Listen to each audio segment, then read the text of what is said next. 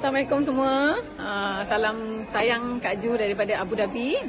Tahun ni Forever Living buat Global Rally di Abu Dhabi. Untuk anda semua terus bersemangat untuk buat bisnes Forever Living. Sebab Kak Ju dulu pun tak sangka dapat macam ni dekat Forever. Sebab mula-mula ingat main bisnes ni nak main-main, nak mula-mula macam nak main-main takkanlah dapat. Dia lah tak mungkin dapat macam juta-juta tu kan. Tapi Forever Living dah bayar Kak Ju hampir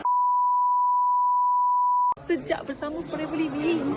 Masya Allah, ya, rasa happy, rasa macam hidup memang berubah dan rasa macam Masya Allah, memang Allah bagi betul rezeki kat kita.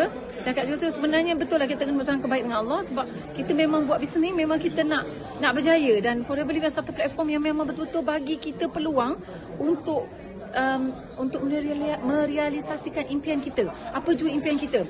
Kak Ju Alhamdulillah sejak bersama Forever dah boleh bawa mak pergi Mekah, beli rumah untuk mak mentua, untuk adik yang nak jaga mak, untuk kami sendiri dapat banyak property. Sebab apa?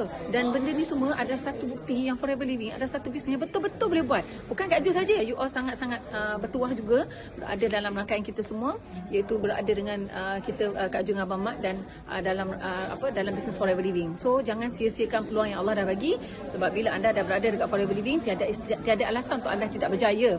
Sebab semua orang boleh berjaya. Sehingga mana you all boleh fikir yang you all nak berjaya ataupun pasti berjaya seperti orang lain. So Kak Ju doakan you all semua berjaya dalam bisnes Forever Living dan follow rapat-rapat you all punya leader. Dan you all semua juga Kak Ju doakan you all berjaya di Forever Living, mencapai segala impian you all bersama Forever. So, okay, salam sayang dari Abu Dhabi. Bye. Assalamualaikum.